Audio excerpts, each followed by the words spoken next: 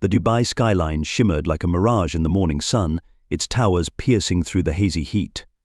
From the 47th floor of the Al-Rashid Tower, Karim Al-Rashid observed his domain with the calculated gaze of a man accustomed to measuring worth in assets and returns. At 45, he cut an imposing figure, tall and distinguished, with silver threading through his dark hair and stress lines etched around eyes that had seen too many boardroom battles. His office, a testament to modern luxury, boasted rare Arabian art and furniture crafted by designers whose waitlist stretched for years. Yet amid this carefully curated display of success, Karim felt the weight of failure pressing down on his shoulders. The morning's newspaper lay open on his desk, its society pages featuring yet another competitor's family photo, 3 generations of successors ready to carry forward their legacy. The past 15 years had been a parade of disappointments. His first marriage, arranged by family elders, had ended after 5 years of fertility treatments and bitter accusations. His second wife, a Harvard-educated executive, had been more interested in advancing her career than building a family. The third marriage had been the shortest 11 months of desperate IVF attempts before they both acknowledged defeat. Now, approaching his mid-40s, Karim faced the reality that his vast empire, built from a modest trading company into a global conglomerate, had no heir. His younger brother had died in a car accident years ago, and his sister's children were strangers who lived in London and spoke Arabic with British accents. The thought of his life's work being divided and sold off after his death kept him awake at night. The fertility specialists had been clear the problem lay with him. A genetic condition, they explained with clinical detachment, meant his chances of fathering a child naturally were minimal. Adoption was out of the question. The Al-Rashid bloodline demanded continuation. He had explored every medical option available, from experimental treatments in Switzerland to traditional remedies recommended by his mother. Nothing had worked.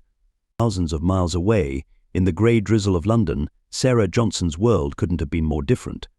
At 28, she huddled in the doorway of a closed charity shop, her university degree as useful as the wet cardboard she sat on. Her dark skin was ashen from months of poor nutrition, but her eyes retained a fierce intelligence that spoke of someone who refused to be broken by circumstances. 3 years ago, she had been a promising graduate student in English literature, supporting her younger sister through college with part-time jobs and careful budgeting. Then, their mother's cancer diagnosis had derailed everything. The medical bills had drained their savings, and Sarah had dropped out of her program to care for her mother in her final months. After the funeral, the debts had mounted, and one missed rent payment had led to another. Now, her sister had dropped out of college to work at a supermarket, and Sarah moved between homeless shelters, trying to maintain enough dignity to keep applying for jobs. She had principles, though.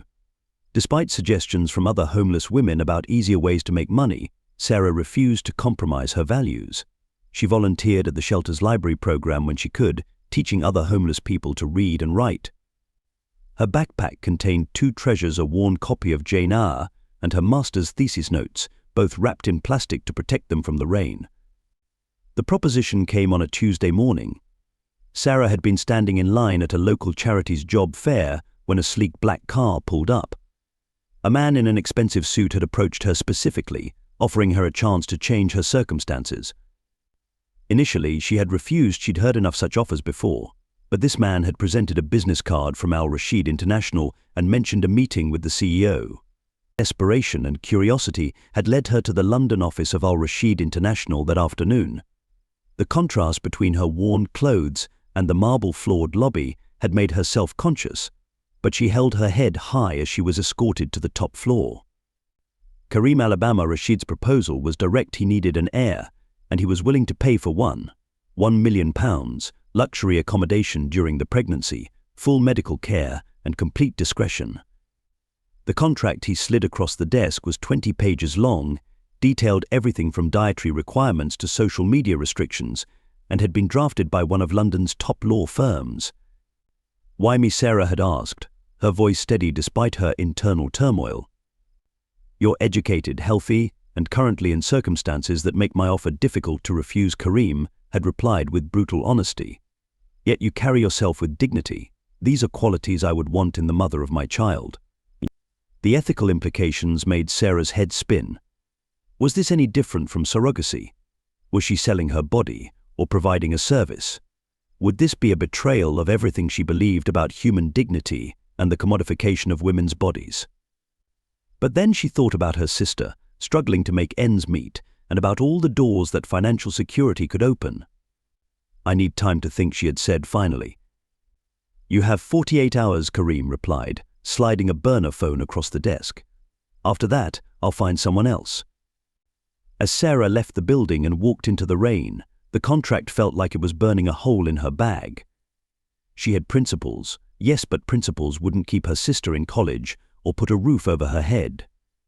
Still, something about Karim's cold efficiency, the way he had assessed her like a breeding mare at auction, made her stomach churn.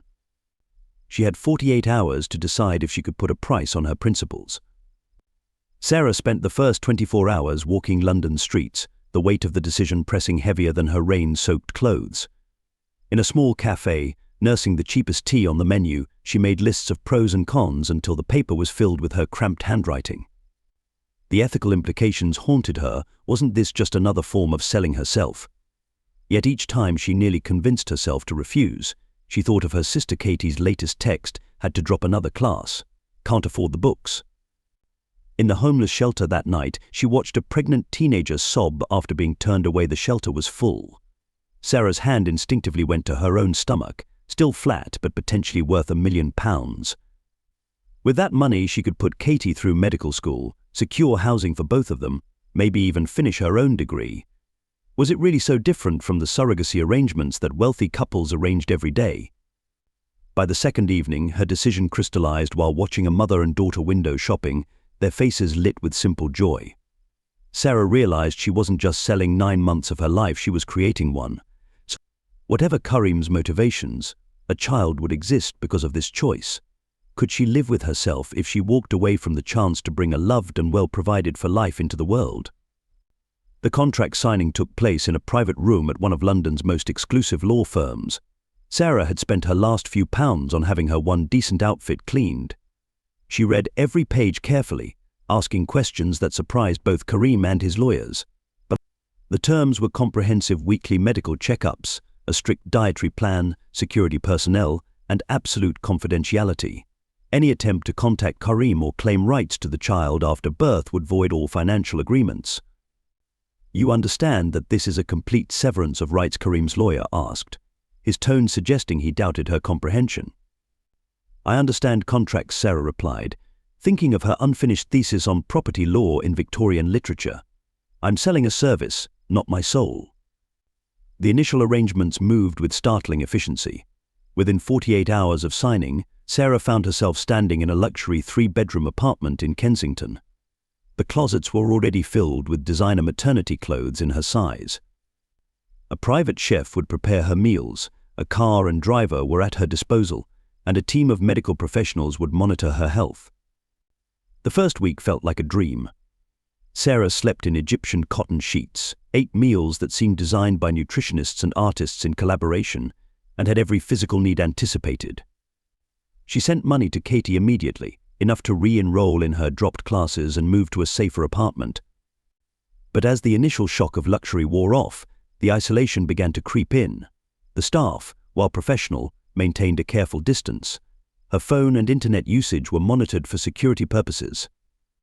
When she tried to volunteer at her old shelter, she was gently but firmly reminded of the contract's restrictions on public appearances. Her world, though gilded, had become a cage. The growing unease manifested in small ways at first.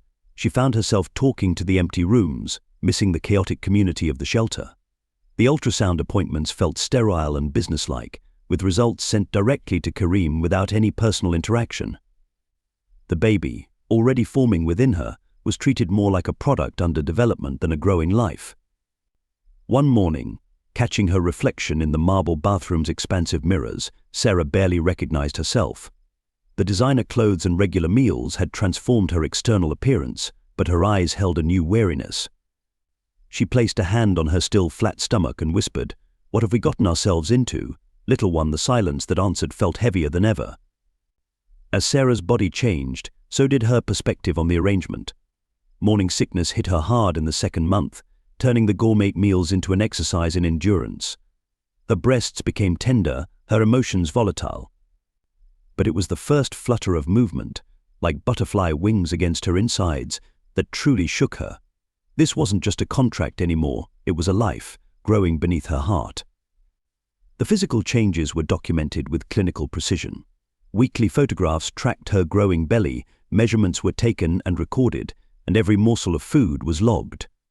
Her body had become a vessel, monitored and maintained like a valuable piece of equipment. Yet in the quiet moments between appointments, Sarah found herself doing things that weren't in the contract, singing soft lullabies, reading her favorite poems aloud, having conversations with the growing bump about everything and nothing. Karim's presence in her life was paradoxically overwhelming and absent. Though he never visited in person, his influence permeated every aspect of her days. His assistant called daily with updates and instructions. New dietary restrictions arrived based on the latest research. Exercise routines were adjusted, sleep patterns analyzed. When Sarah requested permission to attend a prenatal yoga class, it took 3 days of background checks before approval came through, along with a private instructor instead. The controlling behavior reached its peak when Sarah expressed a desire to write about her experience. Her journal was confiscated, deemed a potential breach of confidentiality. "Mr. Al-Rashid prefers you focus on the baby's well-being," his assistant explained smoothly. The message was clear: she was not to think, only to incubate. But something unexpected happened during those long, monitored days. Sarah began to rediscover her voice. It started small, insisting on choosing her own clothes from the approved wardrobe, selecting her own meals from the chef's offerings. When the medical team suggested an unnecessary additional test, she researched it thoroughly and declined, standing firm despite pressure from Karim's team. "My body, my choice," she told the frustrated doctor. "The contract gives you oversight, not absolute control." Her sister's success in school, made possible by Sarah's sacrifice, became a source of pride rather than shame. The weekly photos showed not just a growing belly, but a woman standing progressively straighter, holding her head higher. The homeless woman, grateful for a chance, had become someone who understood her own worth, not just as a surrogate, but as a person. The true transformation, though, came in the quiet hours of the night. Sarah began keeping a mental diary, talking to the baby about her hopes, her fears, and her dreams. She played classical music, remembering studies about fetal development. During ultrasounds, she marveled at tiny fingers and toes, regardless of the technician's attempts to maintain professional distance. "Your father built an empire," she would whisper to her bump, "but you're going to learn about more than just business. You'll know poetry and compassion, strength and sensitivity." The baby responded to her voice, moving more actively during their one-sided conversations. Sarah found herself wondering about the child's future, hoping that somewhere beneath Karim's cold exterior lay the capacity for the kind of love this little one deserved. She knew she was breaking the cardinal rule of surrogacy: don't get attached, but as the weeks passed, she realized some rules were meant to be broken. By the 7th month, the baby's personality was already evident: active at night, responding to music, kicking strongly during boring business calls, but settling peacefully during poetry readings. Sarah documented these observations not in the official medical logs, but in her heart, precious memories she would have to surrender along with the child. The first contraction hit Sarah during a moonlit evening as she recited Shakespeare to her swollen belly. Unlike the practice contractions she'd experienced before, this one gripped her with an intensity that left her breathless. Within hours, she was in the private wing of London's most exclusive hospital, surrounded by a medical team that moved with practiced precision. Labor stripped away all pretense of dignity. Sarah paced, squatted, rocked, and eventually screamed her way through contractions that came like waves, each one stronger than the last. The doctors offered an epidural, but she refused. She wanted to be present for every moment of this final chapter. Through it all, she kept one hand on her belly, whispering encouragement to the child within. "Your father's flying in from Dubai," a nurse mentioned between contractions. Sarah barely registered the words, focused entirely on the primal task at hand. 23 hours after that first contraction, with sweat plastering her hair to her face and her throat raw from exertion, she gave one final push. The room filled with a powerful cry, her baby announcing its arrival to the world. "It's a boy," the doctor announced, but his professional demeanor cracked slightly as he examined the newborn. The medical team exchanged glances, their practiced efficiency faltering for just a moment. When they placed the child on Sarah's chest, she understood why. Her son was beautiful, perfectly formed, with strong lungs and all 10 fingers and toes, but his skin was pale as moonlight, his hair a striking white, and when he briefly opened his eyes, they were a striking shade of pink. Complete albinism, a rare genetic condition that had manifested in its most pronounced form. The medical team quickly whisked the baby away for tests, leaving Sarah alone with her racing thoughts. She had read about albinism during her pregnancy research, a genetic condition affecting melanin production. It occurred in all races, though it was rarer in some populations than others. Her own father had had a cousin with a mild form of it. Karim arrived an hour after the birth, striding into the room in an immaculate suit, expectation written across his features. The doctor pulled him aside immediately, speaking in hushed tones. Sarah watched Karim's face transform from anticipation to confusion, then disbelief, and finally, a cold mask of fury. "This is impossible," he said, his voice cutting through the room's hushed atmosphere. "This cannot be my child." The doctor attempted to explain the genetics, how both parents must carry the recessive gene, how the condition had nothing to do with race or ethnicity. But Karim wasn't listening. He stared at his son, who had been brought back into the room, with undisguised revulsion. "Run the DNA test again," he demanded. There must be a mistake. But there was no mistake. The genetic tests confirmed what Sarah already knew in her heart. This was Karim's son, their son, perfect in every way except for the superficial markers that meant so much to his father. "I'll double your payment," Karim said after a long silence, not meeting Sarah's eyes. "Take him and go." This situation never happened. Something shifted in Sarah at that moment. The months of submission, of following orders, of being treated like an expensive incubator had all crystallized into a diamond-hard resolve. She looked at her son, his skin luminescent under the hospital lights, and saw not a defect but a miracle. "No," she said, her voice hoarse but firm. "He's not a defective product you can reject. He's your son." "He is an embarrassment," Karim hissed. "Do you think my family, my business partners, will accept this? Do you think I can present this child as my heir?" Sarah pulled herself up in the hospital bed, cradling her son closer. The same fierce intelligence that had sustained her through homelessness now blazed in her eyes. "Then the embarrassment is yours," she said, "because he is perfect. And if you can't see that, you don't deserve to be his father." The baby chose that moment to open his eyes, his tiny hand gripping Sarah's finger with surprising strength. In that grip, she felt every dream she'd had for him, every story she'd told him, every song she'd sung. This child might not have been meant to be hers, but in rejecting him, Karim had forfeited any right to him. "Get out," she told Karim, her voice steady. "Your money can't buy this. Some things are beyond price." The story exploded across international media within days. Despite Karim's attempts to suppress it, someone at the hospital leaked the basics of prominent Arab businessman rejecting his newborn son due to albinism. In the age of social media, it spread like wildfire. Karim watched from his Dubai office as his carefully crafted reputation crumbled. His own prejudices haunted him. Every mirror reflected not just his face, but his shame. The board of directors called an emergency meeting to address the PR crisis. His mother stopped taking his calls. Even his closest friends seemed to look at him differently.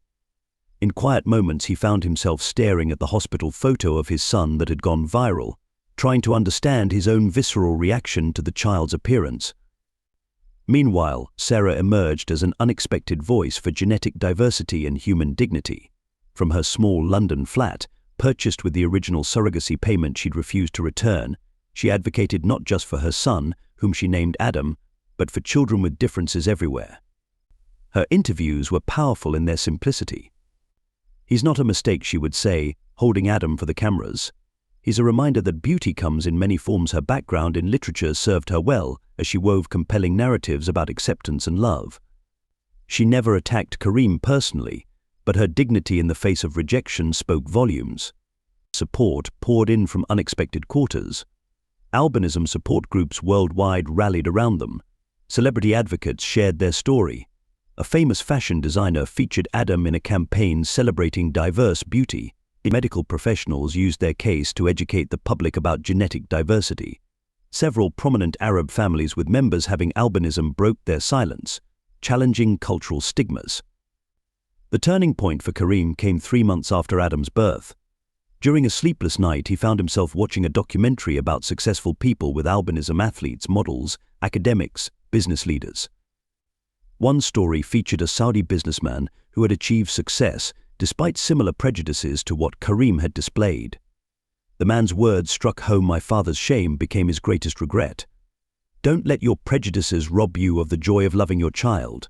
That weekend, Karim flew to London. He came alone, without his usual entourage. At Sarah's door, he didn't look like a powerful CEO, but rather a man who had finally confronted his own flaws. "I want to learn," he said simply. About him, about this condition, about how to be better. Sarah studied him carefully, Adam sleeping peacefully in her arms. "He needs a father who will teach him to love himself," she said. "Can you be that person?" "I'm learning," Karim replied, really looking at his son for the first time.